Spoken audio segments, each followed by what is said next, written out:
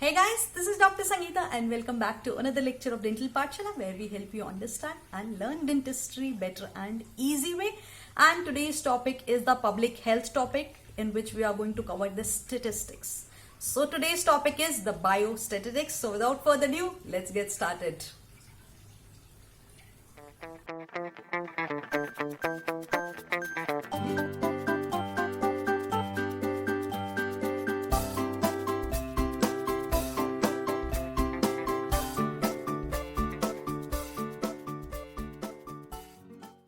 Before we get started, make sure you subscribe to our channel and click on the bell icon so that you don't miss any of our future videos. Today's video we are going to talk about the biostatistics. So biostatistics, bio means science. Statistics means data, or we can say numbers. So biostatistics is the science of numbers. So after doing the experiment, since we have already covered the epidemiology, we know that after doing a hypothesis, after doing the experiment, we have the values. We have some numbers. So that is called the data. So data which is obtained from the bioscience. It can be after a research, after a medical research, after an experiment, after a study in case of our research. So that is the biostatistics. So biostatistics is the science of collection. So we are collecting the data, we are presenting the data in form of, so if you have read the articles you can see that there are tables in the articles, there are tables in the research. Either the tables are there or the graphs are there. So it is the collection, first collecting the data. So like we have two groups, right? Two or more than two groups. So this is the collection of the data. So once we get the data after the follow up, we get the results. So after that we get the data, then we present it in form of either the tables or in form of diagrams or in form of the graphs. So it is presentation, summarization. We summarize also data. We analyze the data once we compare the groups, and then we analyze the data like we have already studied in the previous topic, in the previous chapter in the epidemiology, that we analyze it, which is 10 times more at higher risk. So like that we have the data, and then we interpret the data. Then we come to a conclusion about the data, about the study. So that is the biostatistics. So biostatistics is the science of collection. So you can also remember the PCSI. So which is it is the science of collection, presentation, summarization, analysis and interpretation of the data. So this is the science of collection, organization and interpretation related to the living organism and human beings, we can say. So what are the uses of biostatistics? So biostatistics, the uses are basically in case of a study, in case of experiment, in case of research. So we use this data to assess the state of oral health. So we assess the state of oral health in a community with the help of the data, with the help of the biostatistics. Also to determine the availability and the utilization of the dental care facilities. So we see like that if we have the data that, for example, suppose if I have a data that there are 20 dental chair in the each department of a dental college. So I am going to check the availability. So that is so I am going to multiply. Suppose if I have 8 departments, so I am going to multiply it. So this is the data, and then I am going to analyze the data. So this is to determine the availability as well as the utilization of the dental care facilities. So I am going to check the dental care facilities which are available in any dental, in a community or in a college. So basically I am going to determine the availability and the utilization of the facilities which are available. See, after doing a research, I have a data, right? So after doing a research, when I have a data, then this data is used to determine either the research was or any program was. If suppose in case of any healthcare program, any oral healthcare program is there. So to determine the success or the failure of any healthcare program, that is also used. This is also a use of biostatistics. Also to test the efficacy. So suppose if I am testing two toothpaste, that which toothpaste is more has more fluoride content, or it is more carcinogenic. So like that, if I'm testing the two toothpaste, for example, so that is a kind of a test which is used to check the efficacy of two different interventions. So like that also we can use the biostatistics to test the efficacy of two different interventions. Also this data can be used in case of a research. Now we are studying the association or relationship between the two variables. Like in epidemiology, we have studied that the relationship between the smoking and the lung cancer. So this data which we have collected, so that tells us if there is association or relationship which is present between the variables. Or for example, suppose if I am doing a study asking or checking the relevancy of sugar with the dental caries, or fluorosis with a fluoride concentration of water. So like that, it tells us the association between the two variables. Is there any relationship or there is no relationship? So in case of a research, it is also used. So these are the uses of biostatistics, and it can be asked as a 3 marks question or 2 marks question. Now we have the basic steps. Like first thing we do is we define a problem. After we define a problem, then we define the aim and the objective, right? So aim and the objective is, aim is the ultimate goal. So my aim is to become 50 kgs. This is my aim. Objective is the steps which the steps to achieve the goal. So my objective is doing cardio exercises for 2 hours daily for 3 months. So that is my objective. So that is the steps which are used to achieve the goal. That is the objective. Then after defining the aim and objective, then we state the hypothesis that we will be also studying. Then we plan or design the study. And then there is presentation of the data. Then putting the result in an unbiased analysis and draw the conclusion of the hypothesis. So this is how we design a hypothesis. This is the basic steps of the hypothesis. So talking about the population and the sample. So while doing a research, while doing a study, we are studying some population. So we have the sample as well as the population. What is the sample or the sample size, we can say? Sample is, see, if I'm doing some study about, suppose, fluorosis and the water fluoride content of water, right? So if I am doing the patient with the fluorosis, and suppose, and in that I will also categorize mild, moderate and severe, and I am checking the fluoride content of water in a specific city. Suppose if I am checking in the New Delhi, for example, right? So my population is New Delhi, but I am not going to check on each and every individual. So I am targeting only few population. I am targeting only a subset of population, which is my sample, right? So instead of, if I'm doing a study on the whole Indian population, right? So I cannot target this billion trillion population, right? So I'm going to take only a sample out of that population. So sample is the subset of a target population, and population is the group of individual to whom I am doing study. And this process is the sampling process. So sampling process we'll be studying also in a separate video. So guys, next comes the data. What is data? It is the collection of information.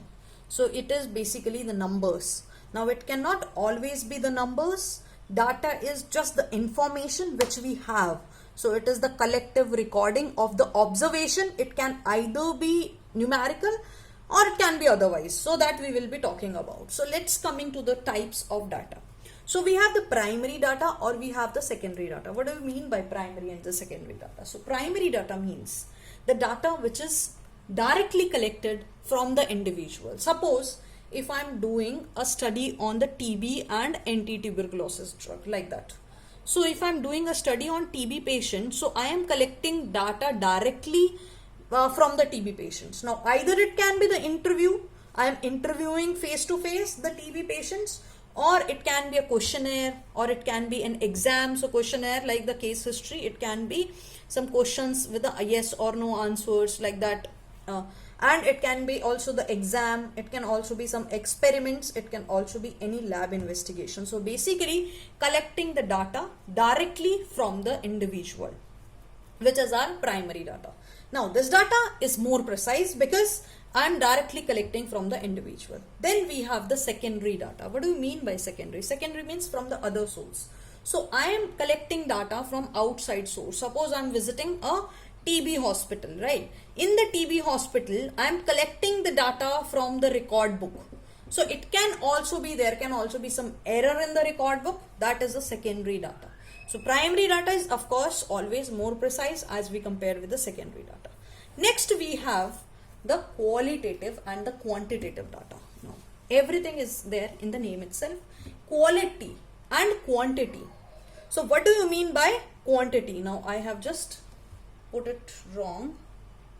So the discrete and continuous is the quantity.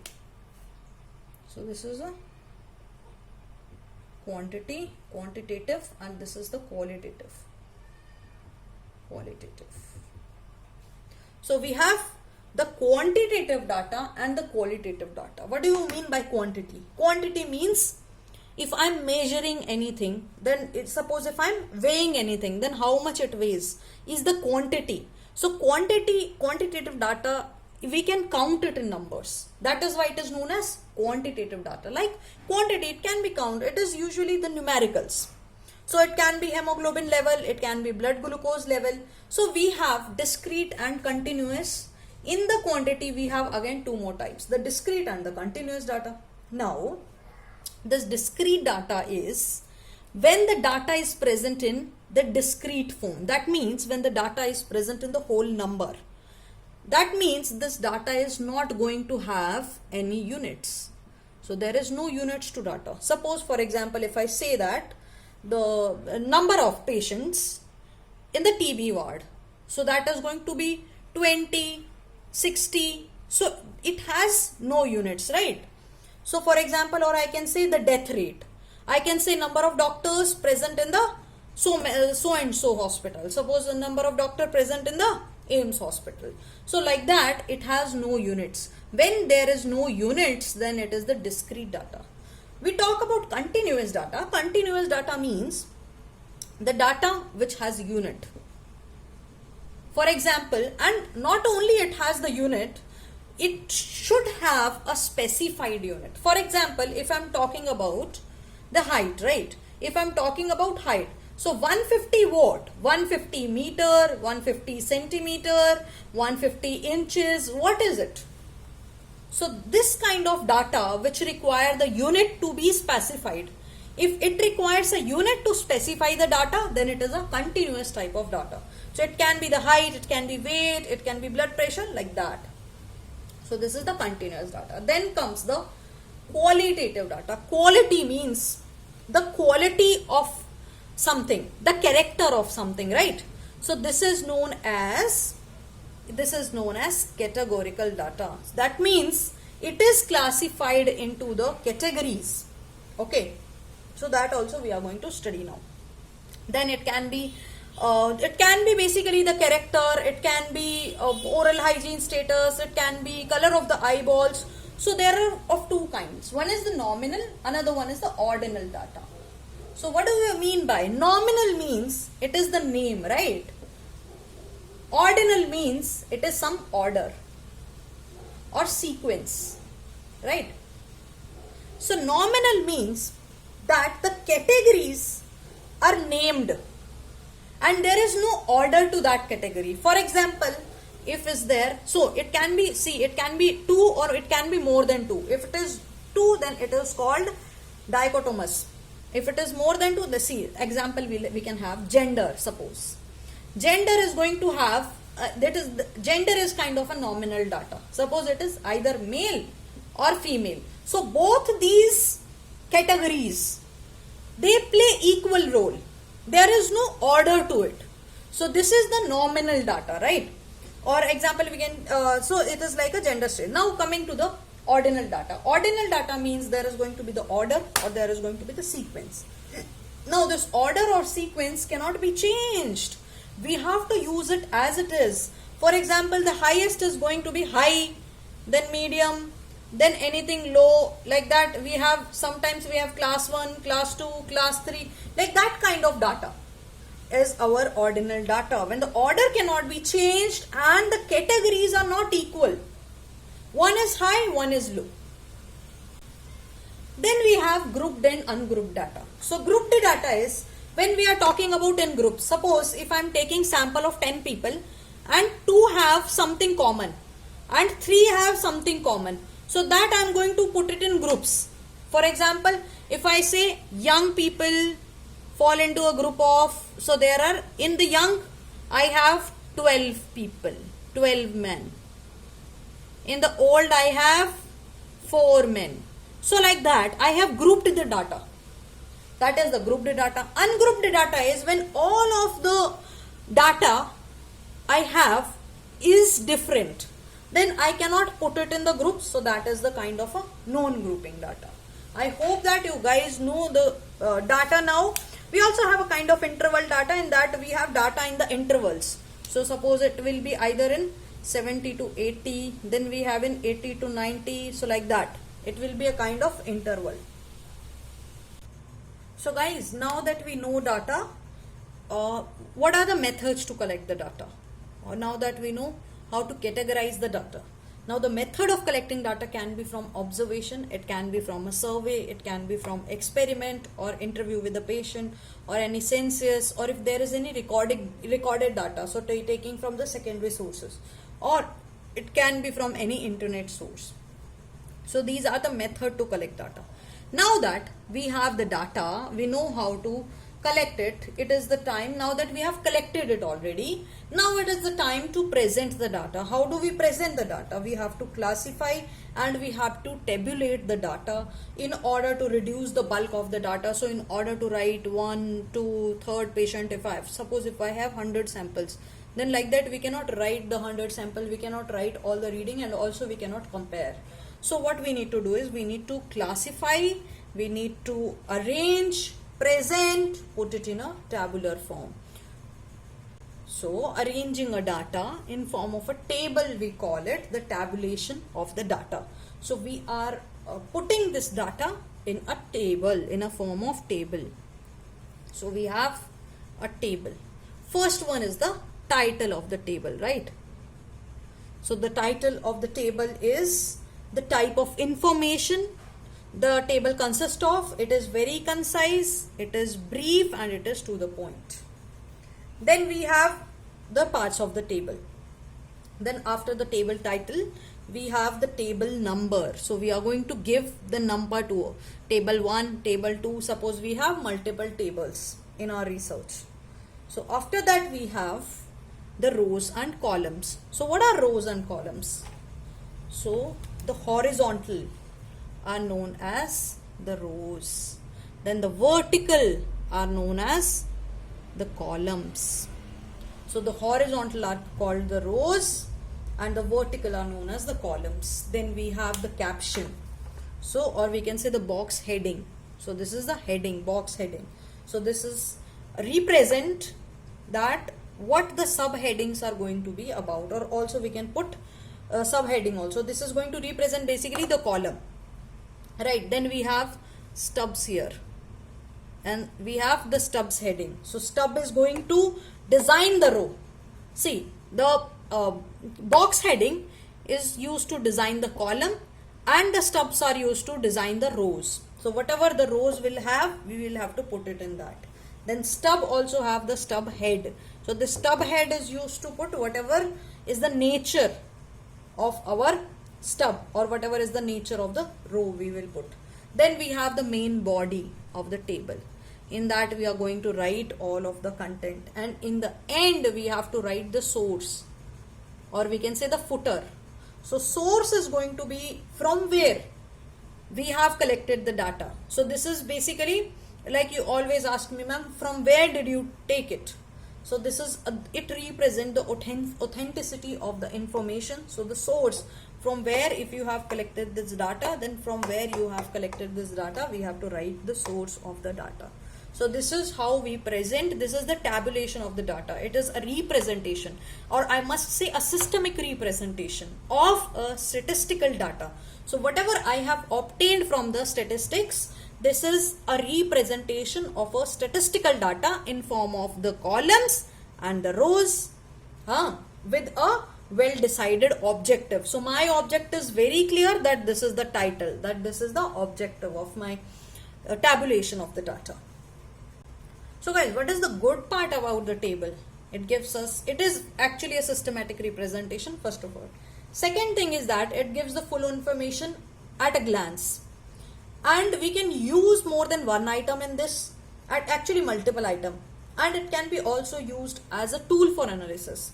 But sometimes these tables, they are not, you don't feel like reading these tables. So what is the bad part of a table? It is not as interesting to read or to look at if we compare with a picture. Again, picture and diagram are self-speaking, but the table is not self-speaking. It is in fact difficult to understand if you are a layman. If the person has no knowledge, and if you start reading that table, it is actually difficult to understand, and it takes a lot of time also to understand a table. So also table are of many types. It can be simple table, or it can be a frequency distribution table in which there are ranges in table. So in the frequency distribution table, basically there are variables arranged from the lowest to highest. So basically there are range, there are subgroups, there are classes, and these classes also have limits. So a high level value, a low level value, and the difference between high level and low level, we call it the interval, or we call it the class interval. So like that we have a simple table and a frequency distribution table. But a table is not interesting to read. So we need some graphical representation of the data, right? In form of graphs. So in the graphical representation of data we have, based on the type of data, it can again be presented. If the data is a quantitative data, if the data is present in the quantity, in numbers, then we have graphs. If it is in quality, then we have the diagrams. So in the quantitative we have DHL, so which is our dot plot diagram. Then we have from H histograms, and L we have the line charts. So talking about the line graphs. So the line graph are basically the relationship between two variables, only two variables. One is going to be the y-axis, another one is going to be the x-axis. Again, x is the horizontal, y is the vertical, and there are points are marked. Suppose points are marked on this axis and a line is drawn. So this is going to be a line graph. Then we have histograms. In the histogram, again frequency distribution is there. The variable characters are present in the x-axis. So the variable characters are going to be in the x-axis. So this is going to be our histogram. So basically it is frequency distribution, and the rectangles are drawn. Now above each class interval there is height, which represent the number. So it represents basically the number. And there is no, see, in the histogram there is no space, which you need to remember. As you can see, there is no space. Then we have the frequency polygon. So frequency polygon is once we make a point on these rectangles and we draw a line. So this is our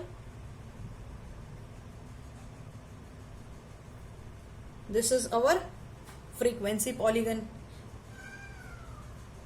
And the dot plot or the scattered dot diagram we have is actually it tells us the nature between the two variables. So we are going to compare two things in that. Suppose height and weight, if we are going to compare, and if I take weight this side, y-axis, height I take in the x-axis, then I am going to compare the two values, like two variables, two groups, like if I am comparing between the two groups.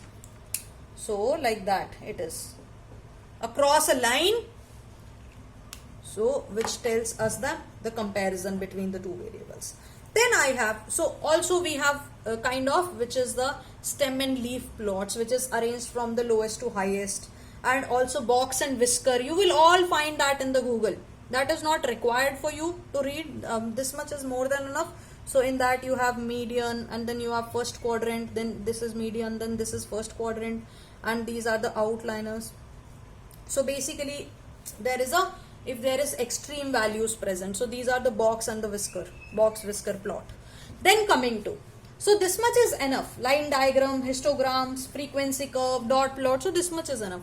Then coming to the qualitative data. So in the qualitative data, first one we have is the bar diagram. So bar, see, this is the difference between histogram and the bar diagram. In the bar diagram, there are spaces present between the values, and the bars are separated first of all, and can be placed vertically as well as they can be placed horizontally also, like this way also it can be placed.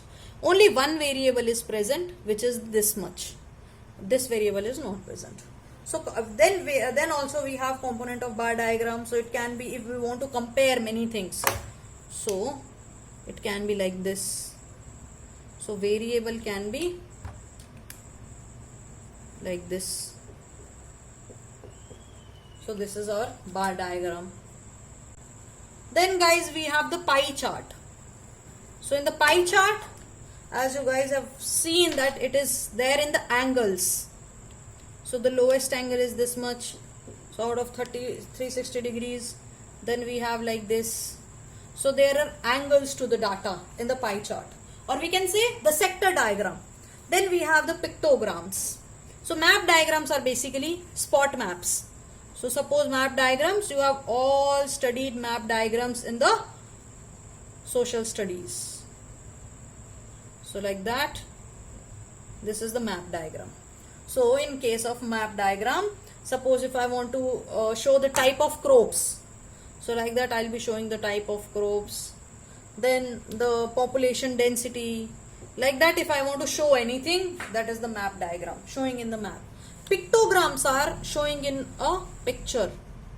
So these are the pictograms, like that, showing in the kind of pictures.